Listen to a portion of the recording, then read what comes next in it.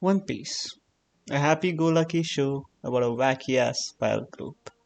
A pirate group so wacky that it made me not want to watch the show at all. I tried watching One Piece back in 2016 and got one look at Iron Maid's Alvida and decided, yeah, nope, this show is not for me. I lived a normal life, not watching One Piece until 2020 hit, and I was at the lowest of lows. It was supposed to be the year that I would live my life. My college days were going to be amazing. I've made new friends with whom I want to hang out with every day, friends that make me happy, and a college that still looked kind of promising to me, I guess. And of course, as it happened all around the world, pandemic hit and shut me in my room. Day after day, not knowing when I could leave, day after day of a fucked up sleep schedule and 24/7 Discord calls, and that 1,000 hour mark in Rainbow Six Siege not seeming too unattainable now. I still haven't hit 1,000 hours in it, but maybe One Piece had a part in that. So, anyways, getting back, was feeling like shit, slowly losing my sanity. A friend of mine asked me if I wanted to watch One Piece, because he used to watch it back in the day and he fell off from the show and wanted to get back in. And he asked me if I wanted to watch it with him. And I was like, hell no. um, and he kept insisting me, showed me this video by Super Patch Wolf. I didn't really pay attention to the video, I'm sorry, Joe. But since he seemed so passionate about it, I agreed to watch it. I sat through the first arcs of the show, and it kept proving to me that the show just wasn't for me. The characters were interesting and all, but the fights were all just lacking. I didn't see much of the mystery elements being interesting enough to keep me hooked for 900 plus episodes. But I kept with it because even though I didn't enjoy the show, I was having fun. I could see my best mate getting excited for things I couldn't care less about, and having him give me random trivias about the show was indeed real fun. The more he talked about the show, the more I started caring about the world and its characters, and then it happened. Where would you guess it would have happened? Was it when Zeph ate his own leg back in Baratie? Nope. Was it when Mihawk fucked up Zoro? Nope. Was it when Nami stabbed herself, you would ask? Nope again. Or when Arlong was defeated? Nada. It was an iconic scene, of course. It was when the Straw Hats were entering the Grand Line and they talked about their dreams and placed their legs on top of that barrel, and it all just clicked for me. When that scene happened, I thought, fuck, I'm falling for these characters. That simple little scene marked a new beginning for the show. That things are just getting started and it's gonna be one hell of a ride. And so when One Piece fan tells you it's gonna get better, you better damn well believe it's gonna get better. And time went on, we got introduced to Chopper and his backstory brought me to the verge of crying. And then the Alabasta fucking Nakama moment happened. And I was like, yep, I'm never letting this show go. Day after day, I kept watching this show. And this might sound stupid to y'all, but it changed me. The show changed me. Made me more hopeful, gave me a reason to keep going forward each day. It didn't all seem too dark anymore because 2020 was shit, but One Piece and Joe made it a less shit. A little less shit. Oh, maybe a lot less shit, okay? Uh, I was invested in this world, and One Piece was the first piece of media that made me cry. That's honest truth. Until One Piece, I had never cried to any show or movie. But that one fucking scene, I'm not gonna spoil what happens, but those of you who have watched the show knows exactly what the fuck happens at the end of Enya's lobby.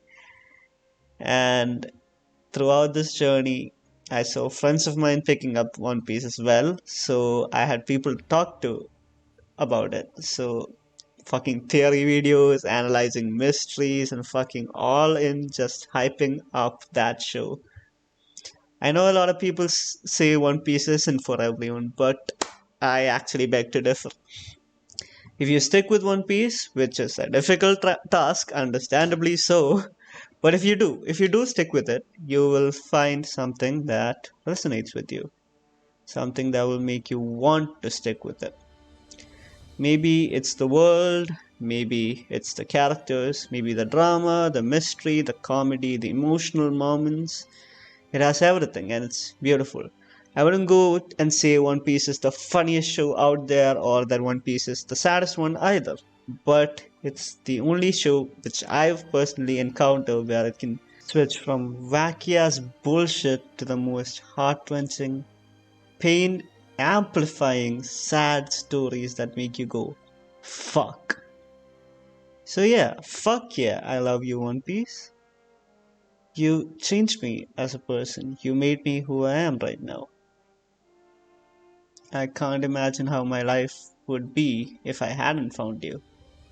But I did, and I'd like to thank you, Joe, for that, but also fuck you because you've been busy all the time and now I can't watch the show anymore because I've committed to watch it with you, but I still read the manga, so it's fine, I guess. But yeah, thank you. And thank you, One Piece, for making me who I am today.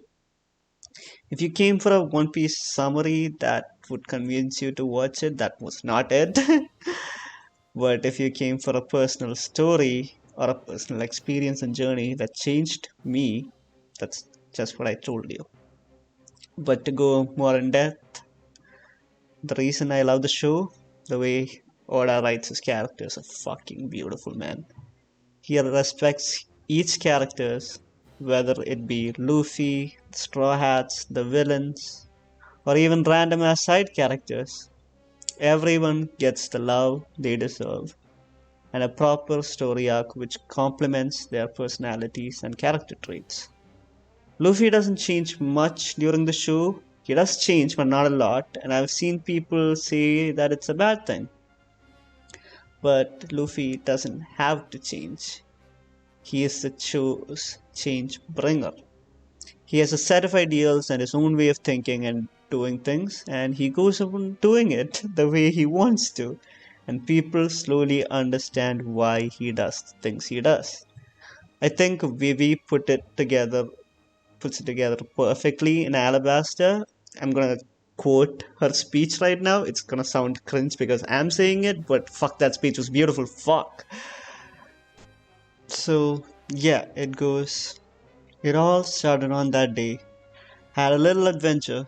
It was a journey to cross the dark sea in search of despair. And on that sea, I found unbelievable, thriving islands, creatures I had never seen before, sceneries I could barely consider real.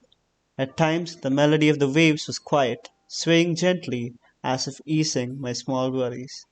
Other times, the melody was violent, laughing at me as it would tear apart my weak heart. In that dark storm, I encountered a small, single little ship. The ship said to me while pushing me onwards, "Can't you see that light?" This wondrous ship, which never lost its way even in darkness, danced its way across the huge waves.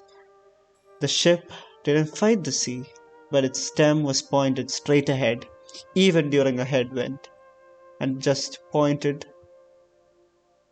and said, "Look, there's a light." History will soon call this an illusion, but to me, it's the only truth. I will remain here, but if we ever meet again, will you call me your Nakama again? Ooh, goosebumps, man, goosebumps. Oh, fuck. Well, this scene has a lot of contextual things happening, but the ship represents Luffy's ideals. How, no matter what he faces, he always goes at it head first, no matter the consequences. He must win or die trying, and through his triumph, he shows people the light that he saw at the end. And that's why he doesn't change. He changes people. He brings lights to where people only see darkness. And talking about the darkness, the world of One Piece. I could go on about this, but yeah, the whole fantastic world building of One Piece slowly, little by little, shatters your perception of itself by taking this fun, adventurous little world and turning to some dark dystopian world like something up of George Orwell's 1984.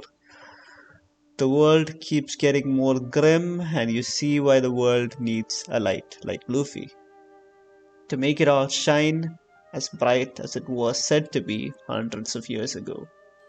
The world government is an authoritative organization that seeks control over everything and is actively keeping people from learning the truth of the world. A lot of mythological and real life geopolitical references scattered all around makes it one of my favorite takes on world building ever. One Piece is fucking beautiful. And for a show that's been going on for more than 1,000 episodes now, it still feels like it's not enough. The scale and the scope of the show, it's just huge. And I can't wait to bawl my eyes out once the whole thing comes to an end. And that's why I love One Piece. Love, yours truly, Icarus.